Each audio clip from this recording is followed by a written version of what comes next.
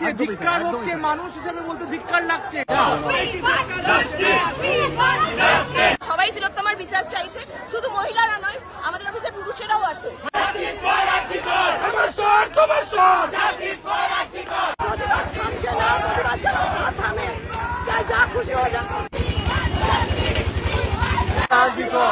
আজকে সেক্টর 5-এ আমাদের মিছিল, আমরা যারা সেক্টর 5-এ কাজ করি, আমরা যারা অফিস পাড়ায় থাকি, তাদের আজকে মিছিল এবং প্রচুর মানুষ। আমার দুই পরিচিত তারা আজকে মিছিলের ডাক দিয়েছিল, কিন্তু তারাও এক্সপেক্ট করতে পারেনি যে এত মানুষের ভিড় আজকে এই সেক্টর 5-এ হবে এবং অফিসের মধ্যে, অফিসের ব্যস্ততার মাঝে সময় বার করে এই আসা এবং এই প্রতিবাদটা জিইয়ে রাখা এবং এই বিচার চাইয়ের যে বিষয়টা জিইয়ে রাখা, এটা কিন্তু খুব প্রয়োজন। প্রতিবাদটা থেমে গেলে হবে না, প্রতিবাদ কিন্তু জিইয়ে রাখতে হবে। সেই লক্ষ্যে আজকে সেক্টর 5-এর এই মিছিল।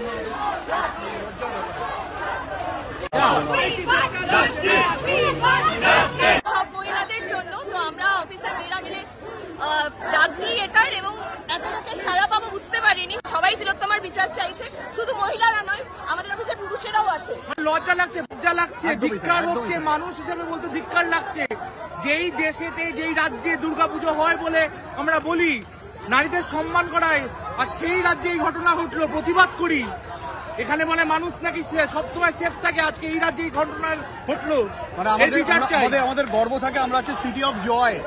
আমরা অন্য শহরে চাকরি করতে গেলে বলতাম কলকাতায় এসো, সারা রাত্রি ঘুরে বেড়াও, এখানে দুর্গাপুজো হয়। এবং মাথায় রাখতে হবে, আজকে সুপ্রিম কোর্ট শুধুমাত্র আরজি করের ইস্যুতে আজকে গোটা হাসপাতালগুলিতে একটা এসওপি দিয়েছে এবং এরা বিষয়টা হচ্ছে নতুনভাবে ঢেলে সাজানো হয়। নিঃসন্দেহে ইস্যুটা তার একটা ইস্যুকে বেস করে এটা করতে হলো, এটা কোথাও গিয়ে কিন্তু কলকাতাবাসী হিসেবে একদিকে লজ্জাও লাগছে এবং একজন সাধারণ মানুষ হিসেবে লজ্জা লাগছে।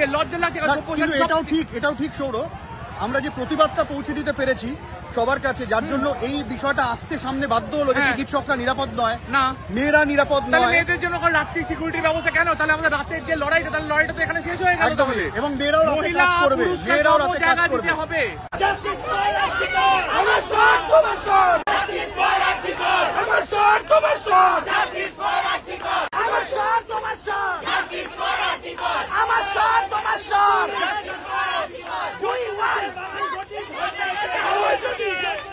অফিস পাড়া শুভ্রাও চলে এসেছে আমার সঙ্গে এবং সত্যি আমরাও ভাবতে পারিনি, যারা আমার বন্ধুরা অর্গানাইজ করেছিল এত লোক আসবে, প্রচুর লোক, তাদের বলার স্বর কিন্তু চড়চড় করে চড়ছে।